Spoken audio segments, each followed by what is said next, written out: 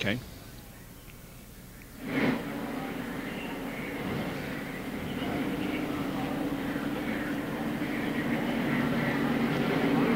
There's the damaged car of Hut Strickland, one of those involved in the crash we had up in turn number 2. Here is a replay from the perspective of Geoff Bodine. Looks like that Jimmy Spencer and Meineke Ford is going to lose control going in turn 1, go up the hill trying to catch the back end.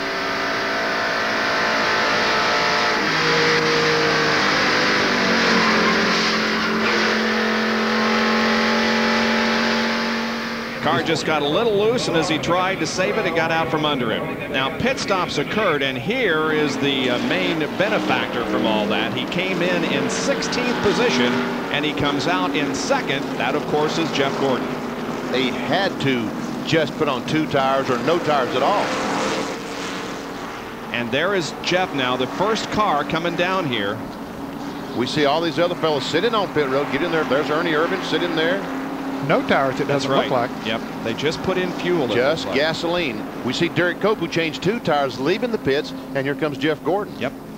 Jeff was pitted down toward pit exit, but did not take on any tires. Is that a wise move? I think it's great strategy. Well, it's great strategy to get him in good track position, to get him up towards the front. It'll be interesting to see once the green flag drops, though, to see how those older tires perform.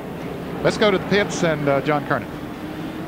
Well, Derrike Cope was just told by Bob Johnson, his crew chief, that the right side tires look great. There was absolutely no wear, so they may have made the right call by taking on only 2 tires. Of course, they were running 2nd in the race. All that does is just move them to the top 1 position, but still a smart move for them. Have to wait and see if Jeff Gordon, what his strategy with taking on no tires. But what we're seeing here, no tire wear after 24 laps. Well, you saw the crash and how debris can come off a car and into the windshield of a car. They're built to withstand all kinds of punishment. Here's a track fact. As we conclude the track fact, the green flag flies and we're back to competition. That is Derrike Cope leading the way with Jeff Gordon running in 2nd spot, then Dale Earnhardt. And Derrike Cope, the last time he led a race was the Daytona 500, and here goes Jeff Gordon for the lead. Young man who ran so well in the Daytona 500 in February tries to get the advantage off the 2nd corner, cannot, and Earnhardt says, if you can't, I'm going to try it. He goes way low on the track. It's almost in the grass, and he is going to get the lead. Morgan Shepherd tried to follow Earnhardt, did not have quite enough muscle. Earnhardt back in the lead. I think we're seeing those fresh tires at work there, fellas. I just...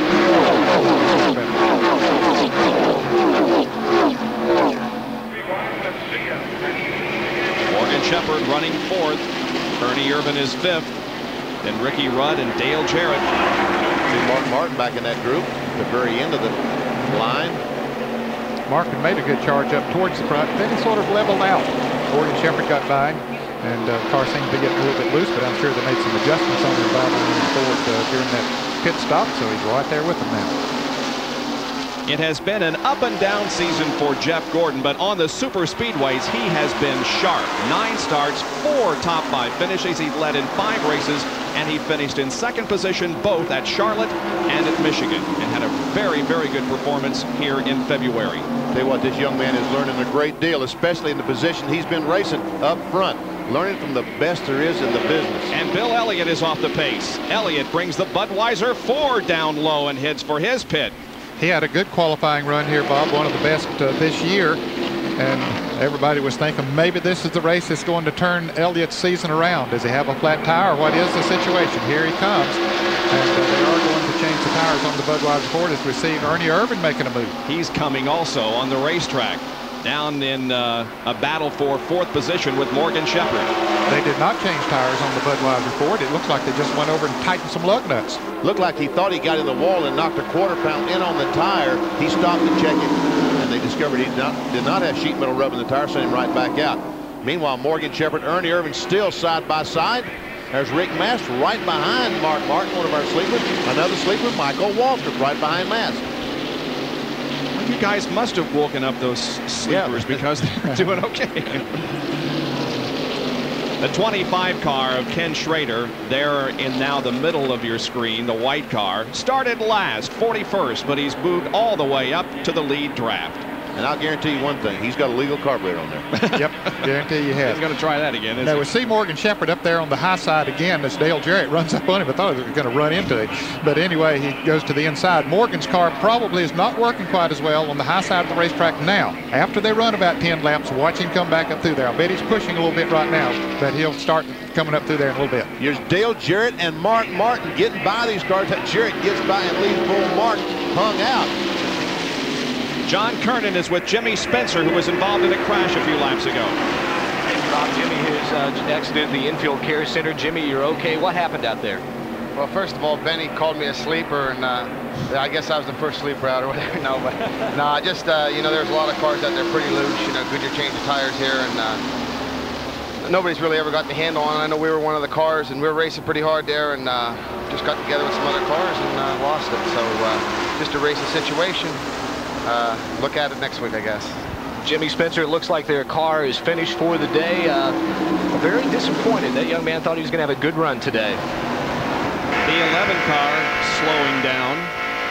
So whatever they thought they had wrong, maybe this is the 15 car. This is Geoff Bodine. Geoff Bodine is slowing. He's down on the apron of the racetrack. Motorcraft Ford is limping toward the pits. What in the world?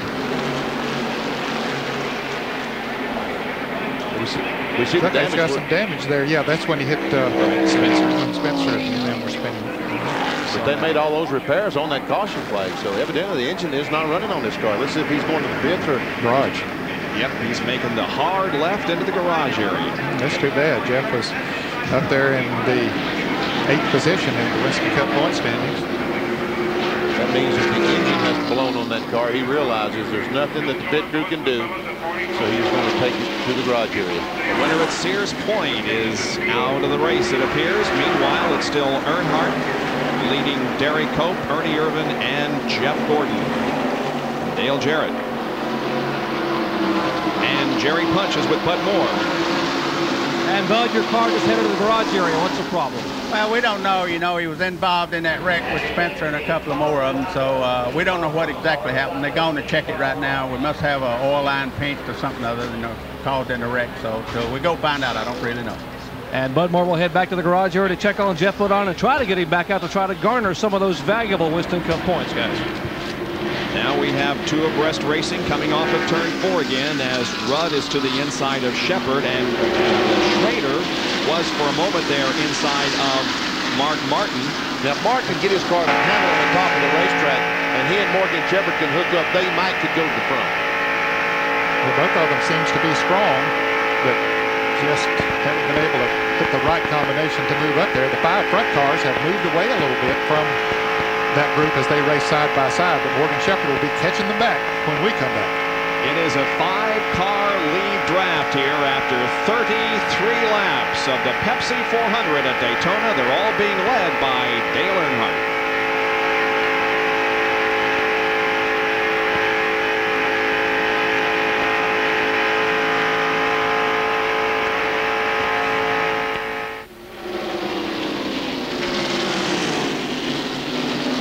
Dallenbach's hanging in there pretty tough. He always runs well on super speedways, it seems. Kyle's about to get lapped, isn't he? Yeah, he made a late pit stop there under the caution, and he is about to go lap in. Thought Elliott would hook up.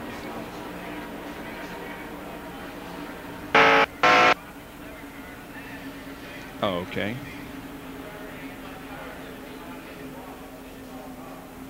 Mm-hmm.